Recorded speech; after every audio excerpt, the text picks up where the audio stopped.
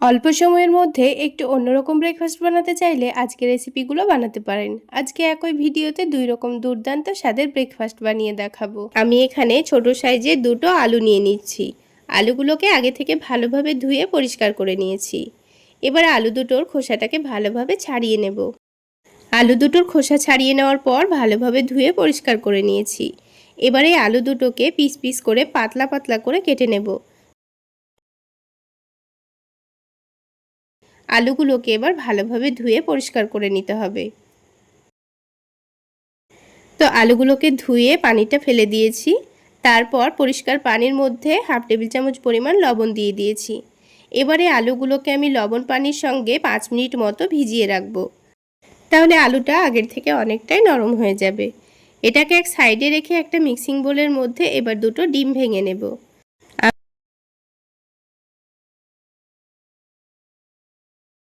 ডিম দুটো ভেঙে নেওয়ার পর এখানে স্বাদ মতো লবণ দিয়ে দিচ্ছি। তারপরে 1 টেবিল চামচ পরিমাণ চিনি দিয়ে দিচ্ছি। তারপর এখানে 1 টেবিল চামচ পরিমাণ সয়াবিন তেল দিয়ে দিচ্ছি। এবার সব কিছু একসঙ্গে ভালোভাবে মিশিয়ে নেব। এবার এখানে হাফ কাপ পরিমাণ পানি দিয়ে দেব। তো আমি এখানে হাফ কাপ পরিমাণ ময়দার পরোটাগুলো তৈরি করে নেব, তাই হাফ কাপ পরিমাণই পানি দিয়েছি। পানি দেওয়ার পর আবারও সব কিছু একসঙ্গে ভালোভাবে মিশিয়ে নিয়েছি। এবার এখানে ওই হাফ কাপ পরিমাণই ময়দা দিয়ে দিচ্ছি। এখানে পরোটাগুলো আমি ময়দা দিয়ে তৈরি করে নিচ্ছি, আপনারা চাইলে ময়দার পরিবর্তে আটাও ব্যবহার করতে পারেন।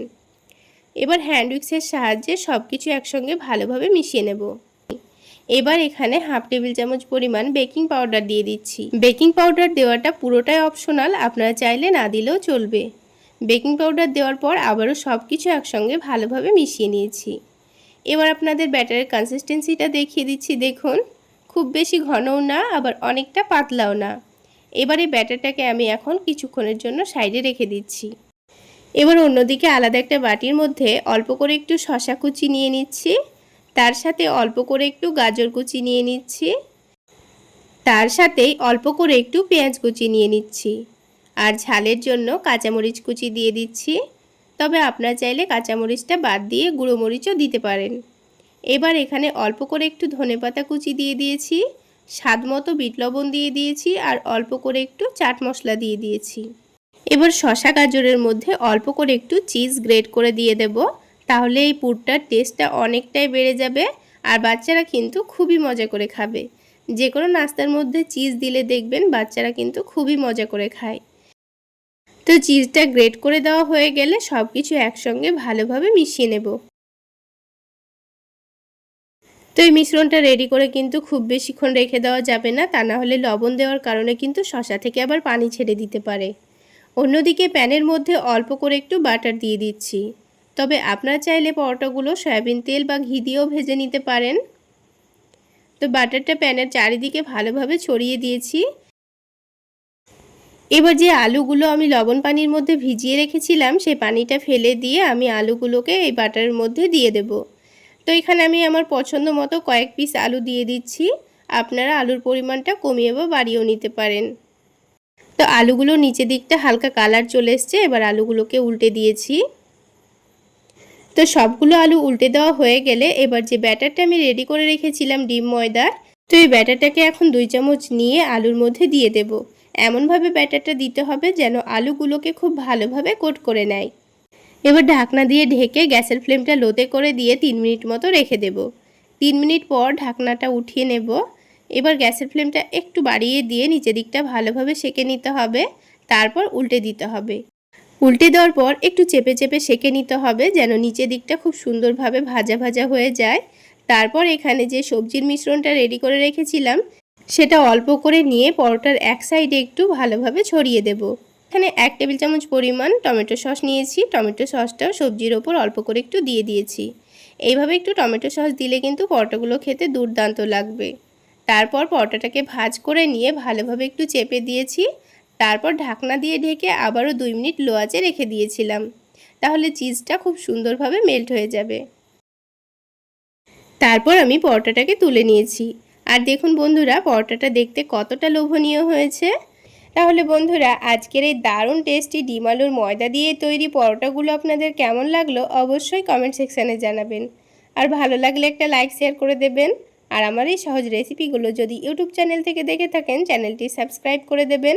আর ফেসবুক পেজ থেকে দেখে থাকলে পেজটি ফলো করে দেবেন। তাহলে বন্ধুরা এই নতুন টেস্টের পরোটা রেসিপি একবার হলো বাড়িতে বানিয়ে খেয়ে দেখবেন। আর আমাকে কিন্তু অবশ্যই কমেন্ট সেকশানে জানাতে ভুলবেন না খেতে কেমন হয়েছিল। তো বন্ধুরা এবার আমি আপনাদের আরও একটি নতুন পদ্ধতিতে মাখা বেলার ঝামেলা ছাড়া নাস্তা বানিয়ে দেখাবো। তো আলু পরোটাগুলো তৈরি করে নেওয়ার জন্য সবার প্রথমে দুটো ছোট সাইজের আলু মধ্যে থেকে কেটে সেদ্ধ করে নিয়েছি। এবার একটা গ্রেটারের সাহায্যে আলুগুলোকে ভালোভাবে গ্রেট করে নেব।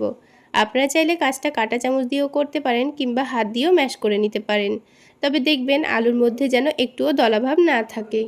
তো আলুটাকে আমি ভালোভাবে গ্রেট করে নিয়েছি। এবার এর মধ্যে কিছু মশলা দিয়ে দেব। তো স্বাদ মতো লবণ দিয়ে দিচ্ছি, সামান্য পরিমাণ হলুদের গুঁড়ো দিয়ে দিচ্ছি, তারপরে দিয়ে দিচ্ছি ভাজা জিরা গুঁড়ো, আর অল্প করে একটু কাশ্মীরি রেড চিলি পাউডার দিয়ে দিচ্ছি। তার সাথে টেস্ট একটু বাড়িয়ে নেওয়ার জন্য চাট মশলা দিয়ে দেব। তবে আপনাদের হাতের কাছে চাট মশলা না থাকলে ম্যাগি মশলাও দিতে পারেন। এবার এখানে অল্প করে একটু চিনি দিয়ে দিচ্ছি, তারপর লেবুর রস দিয়ে দেব। তাহলে এই পরোটার টেস্টটা আরও অনেকটাই বেড়ে যাবে, খেতে দারুণ লাগবে। এবার আমি এখানে 2 টেবিল চামচ পরিমাণ বেসন দিয়ে দিচ্ছি। এবার প্রথমে 1 কাপ পরিমাণ পানি দিয়ে দেব। তারপর সব কিছু একসঙ্গে ভালোভাবে মিশিয়ে নেব। তো একটা কাঁটা চামচের সাহায্যে সব কিছু একসঙ্গে ভালোভাবে মিশিয়ে নিচ্ছি। তো দেখুন বন্ধুরা সব কিছু 2-1 মিনিট সময় নিয়ে ভালোভাবে মিশিয়ে নিয়েছি। এবার এখানে আটা দিয়ে দেব। আপনারা চাইলে আটার পরিবর্তে ময়দাও ব্যবহার করতে পারেন। তো আমি এখানে হাফ কাপ পরিমাণ আটা দিয়ে দিচ্ছি। আপনারা চাইলে আটার পরিমাণটা এখানে একটু বাড়িয়েও নিতে পারেন। তো একটা হ্যান্ড উইক্সের সাহায্যে সব কিছু একসঙ্গে ভালোভাবে মিশিয়ে নিচ্ছি। প্রথমে ভালোভাবে মিশিয়ে নেওয়ার পর হাফ কাপ যেহেতু আটা দিয়েছি তাই ওই হাফ কাপ পরিমাণই পানি দিয়ে দিচ্ছি। আবারও সব কিছু একসঙ্গে ভালোভাবে মিশিয়ে নেব। আবারও 2-1 মিনিট সময় নিয়ে ব্যাটারটা ভালোভাবে রেডি করে নিয়েছি।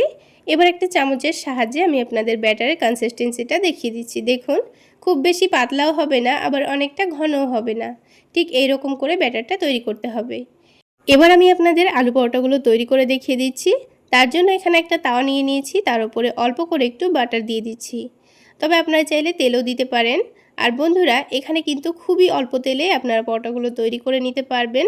এবারে প্যানটা হালকা গরম হয়ে গেলে এখানে 2 চামচ ব্যাটার দিয়ে দেব।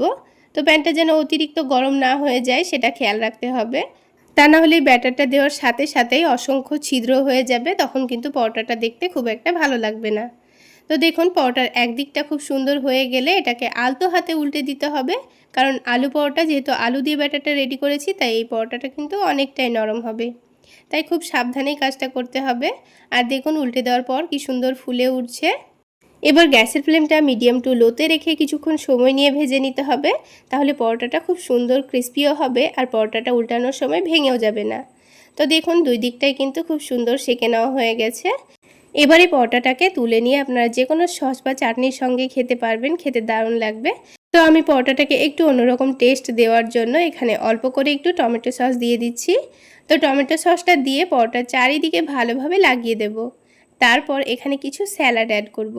তাহলে পরোটাটা কোনো রকম চাটনি বা তরকারি ছাড়াই খেয়ে নেওয়া যাবে। আর এইভাবে অল্প একটু স্যালাড আর অল্প একটু চিজ দিয়ে দিলেই দেখবেন বাচ্চারা কিন্তু খুবই মজা করে খাবে।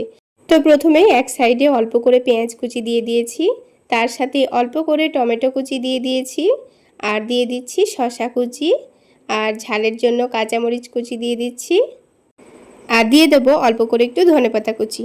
হাতের কাছে না থাকলে না দিলেও চলবে, তবে ধনেপাতা কুচি দিলে খেতে দারুণ লাগবে। এবার সবশেষে চিজ গ্রেট করে দেব, তাহলে এই পরোটার টেস্টটা আরও অনেক গুণ বেড়ে যাবে। এবার পরোটাটাকে ভাজ করে নেব, তারপর একটু উল্টে পাল্টে ক্রিস্পি করে সেকে তুলে নেব।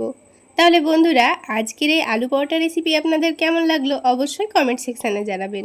আর ভালো লাগলে একটা লাইক শেয়ার করে দেবেন। আর আমার এই সহজ রেসিপিগুলো যদি ইউটিউব চ্যানেল থেকে দেখে থাকেন চ্যানেলটি সাবস্ক্রাইব করে দেবেন, আর ফেসবুক পেজ থেকে দেখে থাকলে পেজটি ফলো করে দেবেন। তো দেখুন বন্ধুরা সবগুলো আলু পরোটাই কিন্তু আবার তৈরি করা হয়ে গেল। এবার একটা পরোটা আমি আপনাদের ভেঙের ভেতরটাও দেখিয়ে দিচ্ছি। তাহলে বন্ধুরা আজকে এই পর্যন্তই। সকলে অনেক বেশি ভালো থাকবেন, সুস্থ থাকবেন। দেখা হচ্ছে আরও একটি নতুন রেসিপি নিয়ে নেক্সট এপিসোডে।